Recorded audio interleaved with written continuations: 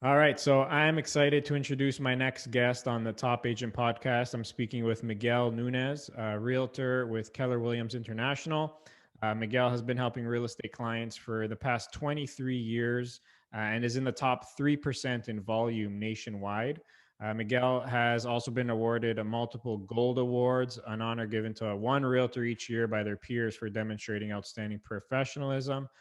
So, Miguel, welcome to the Top Agent podcast. Thank you, Costas. Thanks for having me.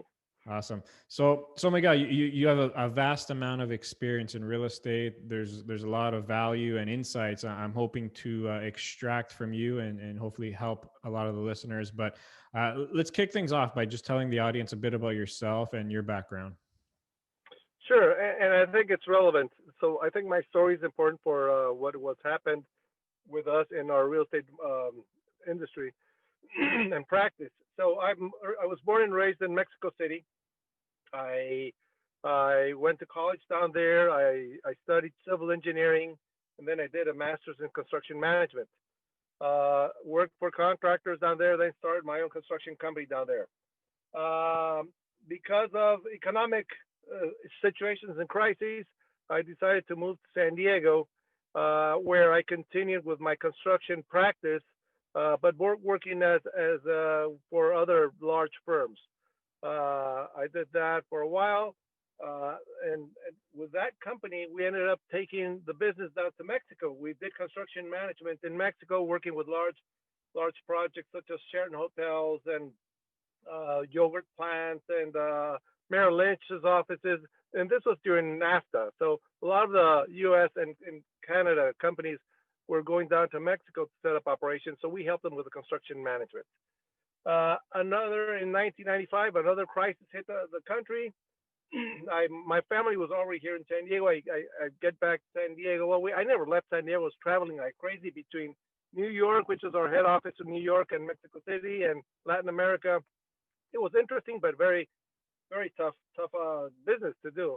Um, Came back to San Diego and decided to start managing trust and estates. My sister is a estate planning attorney, and she has large clients, out of which some of them needed a personal representative here in San Diego specifically to start managing their affairs.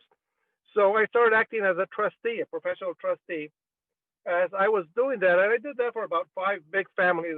These are what they call the whale families, families from China and Mexico, basically from both countries.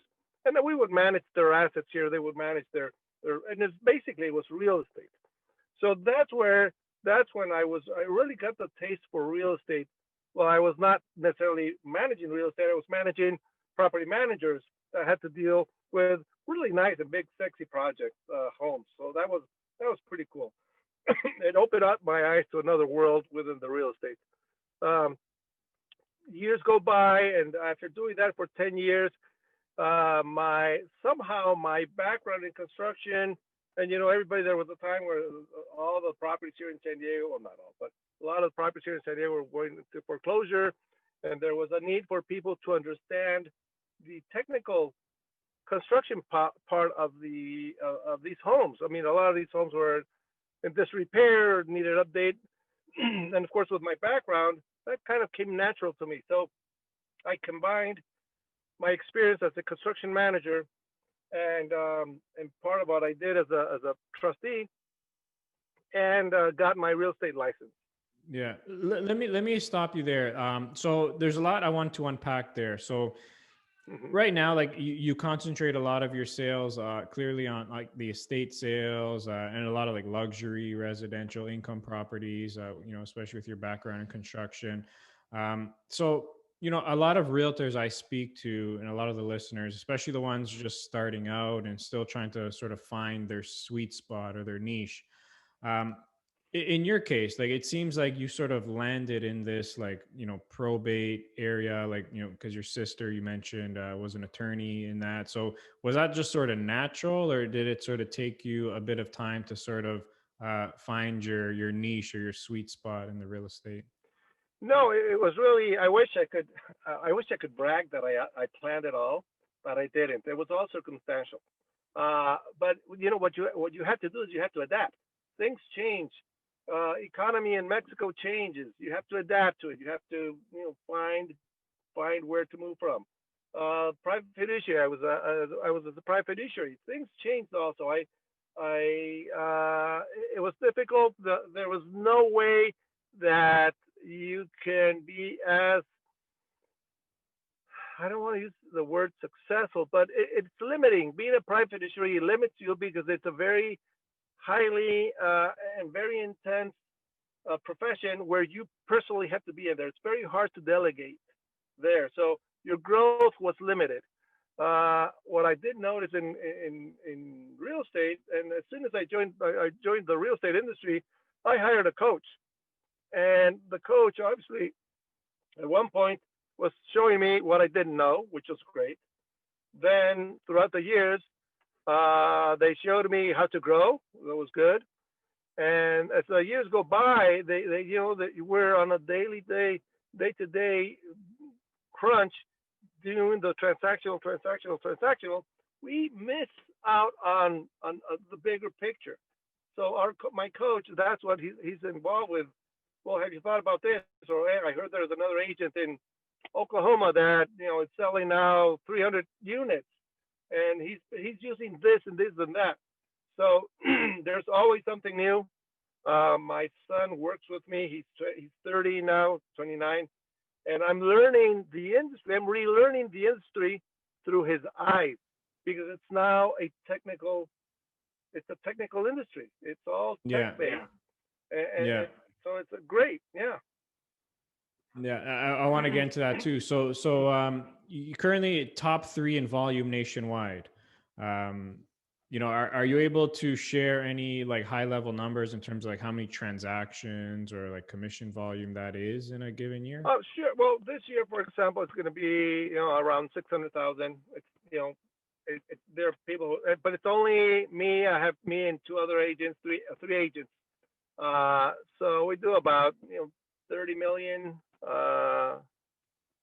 somewhere out there on a yearly basis. That's our goal. And how many transactions? I know it's like every market's different, but 30. It's going to be about this year. It's going to be about 30. Well, I put to maybe close to 40 this year. Yeah. Okay. Yeah. All right. Perfect. And our pipeline is growing for next year as well. So our pipeline is already telling us that we're going to have a great first quarter, and the experts predict that next year, real estate wise, is going to be good.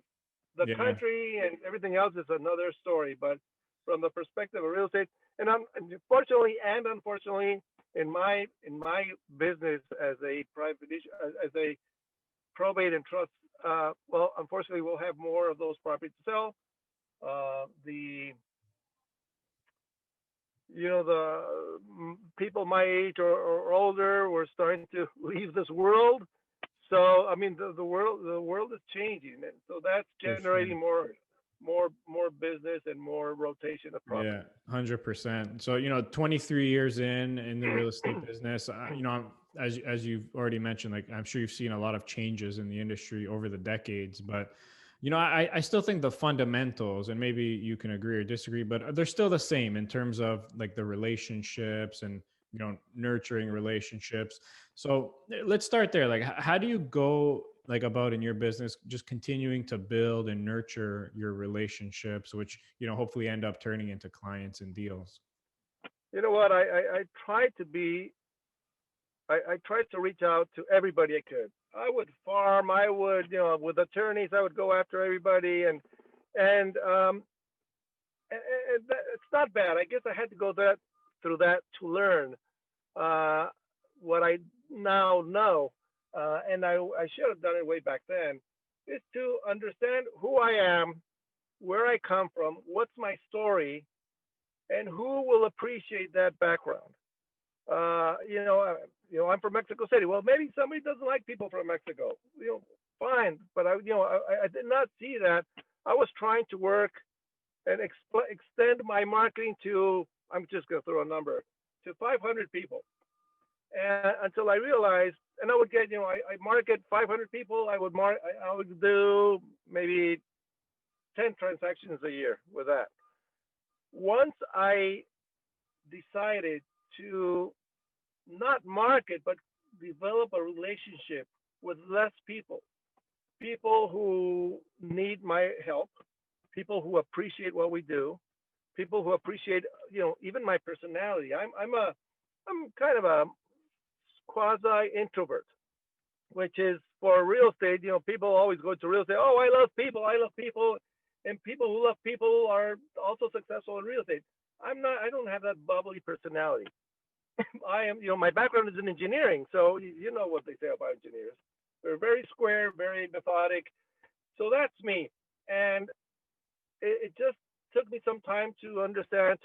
Well, I'm not gonna click with somebody who wants me to be all bubbly and excited, and it just can't. And I'm not gonna fake it, but that's just not me. So I decided to only concentrate and hang out and hang around the people who appreciated my personality, and that was a match made in heaven because I could go to an office of an attorney, I could sit down, some nice pleasantries, but pleasantries, but I was out there in 10 minutes, whereas somebody else with a different personality would spend there half an hour talking about kids and this and that. I would go in, well, here's the thing, here's the offer, what do you think? Bye, bye. Okay, see you, bye, bye, bye, bye. They appreciate that because I'm not taking their time, which is very valuable, and I feel good with that. I even prepare my presentations very graphically, spreadsheets of this, so that it's very easy to show. So, I ended up just working with the people who I have appreciated, and they appreciate me, and we each other add value to each other's careers and practices, and the business exploded. So So that I wanna dive into that. So that's interesting, right? So rather than in the first example, let's say 500, you market it to 500 people and it just didn't connect. So you change the strategy to just focusing on connecting with people who are like-minded, like yourself, and who connect with. So like, how do you actually go about doing that and like finding people with the same mentality and all that? it's just developing. I would go. I'm not a. I would go to social events. I would go to professional events. Either from attorney events, or I would go to other networking events. But my job was to not see, that's the problem. It was not my job. I would go, and I would stumble into somebody there, and I would talk with that same person. And if there was we had an interesting conversation, I would stay with that person, talking about whatever it is. I like to travel. I like to hike. I like to golf. I mean, whatever my interests are. But if I find that there's an interesting conversation, I will have that interesting conversation with that person. Even if the whole event, I just spent it with that one person. So my mentality is, I'm going to go and meet somebody interesting, somebody that I can learn something from, versus the people. Some attorneys tell me, oh, you realtors, there's just guys coming in, and here's my card, and here's my card. They just start spreading their cards around, and trying to contact as many people as they can. And that is not something that the group that I hang out with appreciates, because they feel like that, okay, this guy's just coming to try to get some business. They don't care about me, or there's no intention of developing a relationship. So what we've done throughout these years, we've developed some very good relationships where people, you know who they are, you need to learn how to support their practice as well. I mean, if I meet a divorce attorney, well, I and I have two or three really good friends that are divorce attorneys, that I can, with my eyes shut, I can recommend them to the different case that comes up to us, Yeah. or corporate, or stuff like that. So Yeah. my intention is to get to know the people, aside from what they do. We all know they're attorneys. We all know they're doctors. Okay, so what do you do besides that, or what are your interests? What makes you tick? And that is a way stronger relationship that will offer multiple transactions, if you want to put it in that perspective, because they trust you so much, they trust you blindly. I mean, I'll send them contracts, and I said, okay, let's go through the contract. No, no, just tell me where to sign. I said, well, just read it. Come on. No, no, Yeah. just tell me where to sign, kind of thing. So, D- I mean, it's d- good and bad, but that happens. I agree. Do you have any, like, as you have several years in the business, and like just your network grows and the amount of people in your network just snowballs and grows? Do you have any system in place that helps you manage, your relationships, your contacts, or is it all in your head, or like how do you manage all that? Look, I have a, I reach out to my client, to my contact, to my database. I use database program. It's called ACT. And within Keller Williams, we have a really cool platform called Command. So with those two platforms, I reach out to most of my database, but also I reach out not like normal realtors would do. I send them every month. I send them a list of things to do in San Diego, accompanied by a video of me. But it's not a video. Well, this is the stats. It's a video I send every month, and whatever it is that I'm doing. If I'm hiking and I love the place, I tell my wife, here, hold the video camera and film me. So I film and I say, hey guys, this is Miguel Nunez. I'm out here and hiking in, I don't know, Torrey Pines. And look at that. And so I'll give a little snapshot of what I'm doing on that, and I do that once a month. Um, I mean, and then that's at the end of each month, and send them the list of things that to do in San Diego. Title companies will give you that list. Before, when we could, I would go to, okay, there's a festival of, whatever, and I would go to that festival and do a little video of what was going on in that festival. But it was really more people were just interested in, okay, what is Miguel doing these days, and it's just that it's kind of opening my life to the people out there, to show Yeah, them who I am. Has nothing to do with real estate. It's just this is who exactly. I am. Yeah. Um, And I agree with that. I like that approach. It just adds to, the personality and the connection, like, on a personal level, rather than just keeping it, here's my new listing, here's what I sold, which oftentimes doesn't really interest people. Um, yeah. so, Well, no, although no, I'm sorry, we do that on the 15th of each month. We send what I call our spotlight of the month, and we do because it's important also for the contacts to know that, hey, we're active, and we said, okay, how many listings do we have? How many listings do we have in escrow? How many sold? And we do put as a good engineer, I do put there how many some stats, economic stats, and so we do send that out, but just as a proof of, okay, we're busy. This is what's yeah. going on through our, Yeah. but very simple, Yeah, very there quick. definitely should be a balance. Obviously, you still got to promote your work and your activity and Yeah, all that, but I think the balance is very important. Um, so on the marketing side of things, what are some things you're doing currently on the marketing side that are yielding good results for you? Anything specific that seems to be working? sure. Well, believe it or not, the monthly that I call my things to do, because we send that out, and invariably somebody calls, responds to that email.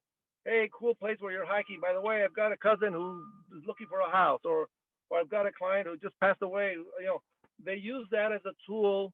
I'm staying on top of mind with that email. Uh, so that and through the spotlight, also people respond to that email. I reach out. I use BombBomb as a platform for that. We have a very extensive matrix of marketing. On each property, I do a virtual open house. So I have a microphone and I walk the house like if you were a client with me. I walk it and we create a video showing that, especially specifically because of COVID right now. Um, and we take pictures. All of my properties, we do video now. We do video. We do drone video and drone shots on all our properties, and we upload them like crazy on Facebook, on LinkedIn, on what else? Proxio. So we have again our matrix of properties that we constantly are changing, are putting all over social media. So we syndicate our listings to multiple websites, to multiple, the Yelps, the Zillows, all of that. So we do all of that online marketing. It really feels, and I tell my marketing people, you guys forget about real estate. This is more about marketing than real estate. Just make sure that we're getting all that out there, and we show that to our clients. Hey, we're not your typical agent who just gets a listing, puts in the MLS, and well, Yeah. let's sit down and wait for the phone to ring. We are out there. Yeah. So So it's funny you said that. So a lot of successful realtors I speak to, oftentimes I hear they consider themselves more like marketers instead of yeah. salespeople. So, you know, how important is it, you mentioned social media and stuff, but how important is it, especially for like new agents or agents in the process of growing and establishing their business, to be front of mind with their contacts, in the form of like social media or the newsletters, like you mentioned? How important is it to be consistent with that? Well, that's the key: consistency and follow up. That's the rule. I mean, that's where my engineering kicked in, because we have the system where, I mean, I keep a track of all my contacts. I'll have a conversation with somebody, or somebody. Let's say I send an email. We send a thing to do. They respond. Whatever interaction I have with that client, I go to my database and put, we talked about kids. His birthday was yesterday. Something, and then what to do next. Call him in 3 months. Call him in 4 months. Just there's always a follow up to every contact that I do. So throughout the years, there's always, I'll call somebody, hey, dude, remember your anniversary is tomorrow. Well, how the hell do you know? Well, remember you talked about last year, so I'm calling you the day before so that you don't forget and go and buy your wife a gift. Stuff like that. Yeah. Uh, but it's all, everybody, oh, thanks for remembering. I don't remember. I mean, there's so much stuff going on. It's all, they know that it's a system that I have it written down, Yeah. but they still appreciate it. Of They course. still That's, appreciate it. yeah, for sure. That's so key. That's one of the things that, I tell clients all the time too, is like, it's so important to utilize these simple tools in a CRM, like, as simple as making a note when you speak to someone, something thoughtful, setting yourself reminders to follow up. So yeah, that's so important for sure. And it just helps, build that relationship even more. So when they're ready to transact, they know who to call. Yeah. So last topic I want to get into. So, you're in a competitive market in San Diego. To a lot of other agents listening who are also in like competitive and crowded markets, which is probably most nowadays. But, what are your tips for how to differentiate yourself and stand apart from, the thousands of other realtors and the competition out there?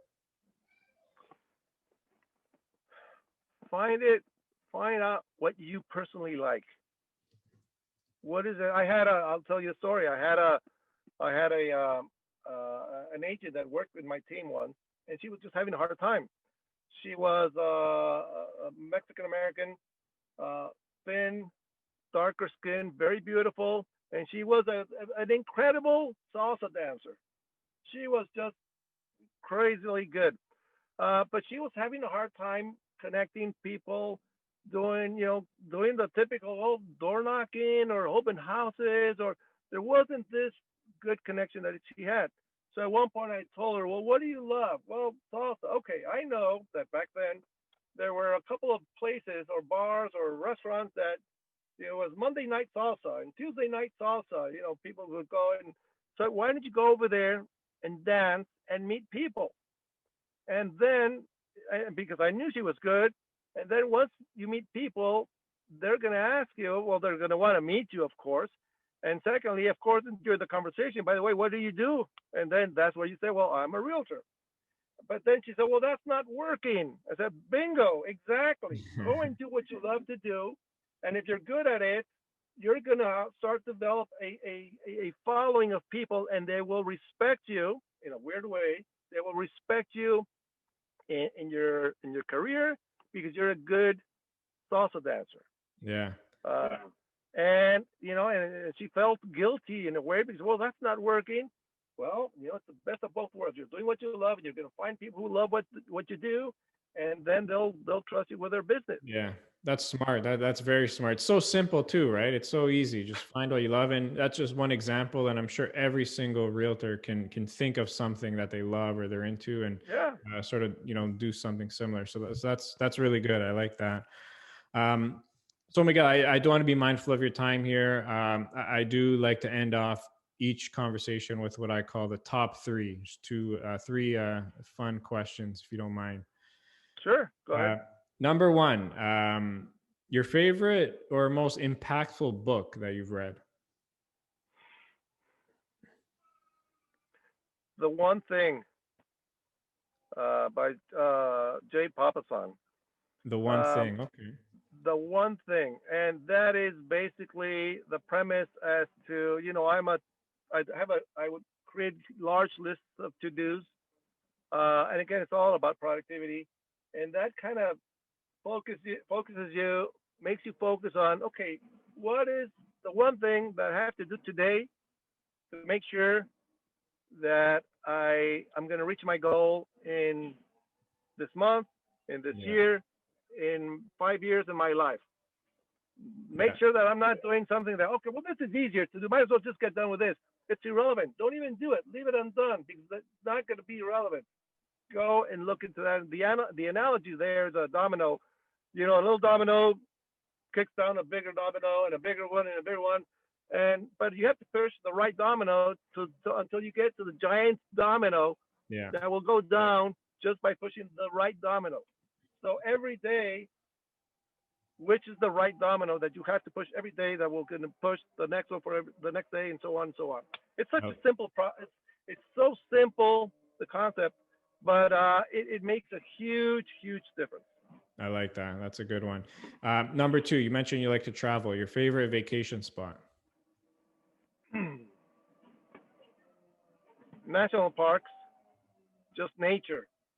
To me, nature is my religion, my meditation, my spiritual. I make a lot of connections when I'm in nature. So anything related to nature, uh, um, we hike. So we combine that. I feel very. I mean, I'm a Catholic, raised Catholic. I feel a lot closer to God in nature than in church, so to speak. So Nice. anything that has to deal with nature and the craziness of you're watching something and you just say, very few times do you hear people when we're hiking. We went to Zion. We climbed the mountain over there, and we were sitting there and we were just hearing the people come behind us, and they would just say, "Wow," and say, "Well, how many times do you hear people just be in awe of something? Maybe somebody watches a Ferrari, wow, a Ferrari, or maybe a big house, yeah.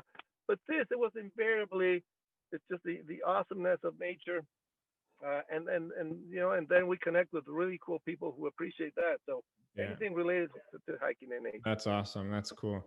And lastly, Miguel, if you can go back, what's the one thing you wish you knew when you were just starting out in real estate? I spent too many years getting ready to get ready to get ready to get ready, Hmm. and that got in the way. Again, that was my engineering. I was afraid of failure, of being just too much out there. I should have been more assertive, taken more, being more aggressive with decisions, and which later at my age I've been doing, and it's one of those things. Why didn't I do this before? I mean, what could have happened? You were so worried with so many inconsequential situations that really didn't matter. Okay, if I'm gonna do this, is this gonna matter in a year and tomorrow or the next one? I'm gonna forget about this. Why was I worried about that? Mm. Your people want to make sure that, or I want to make sure that everybody likes you and this. Well, what if I do this? I do, you know, no. I mean that I should have been more aggressive from that perspective, and be more assertive, and not wait until things are perfect. And yeah, I Yeah, mean that's a that's good one. I like that. That's a really good one. Um, Miguel, thank you so much. I'm really glad we are able to connect. Thank you so much for coming on. I think a lot of Sure. realtors and listeners out there are going to get a lot of valuable insights from this conversation. So I thank you very much. And if Sure. someone wanted to reach out to you, where's the best place to find you? Well, my website is pretty easy. It's www.mnateam.com. And my email is miguel.sandiego@kw.com. All right, perfect. Thank you so much, Miguel. Really appreciate this, and Constance, wish you take continued care. success. Thank you. Thank you.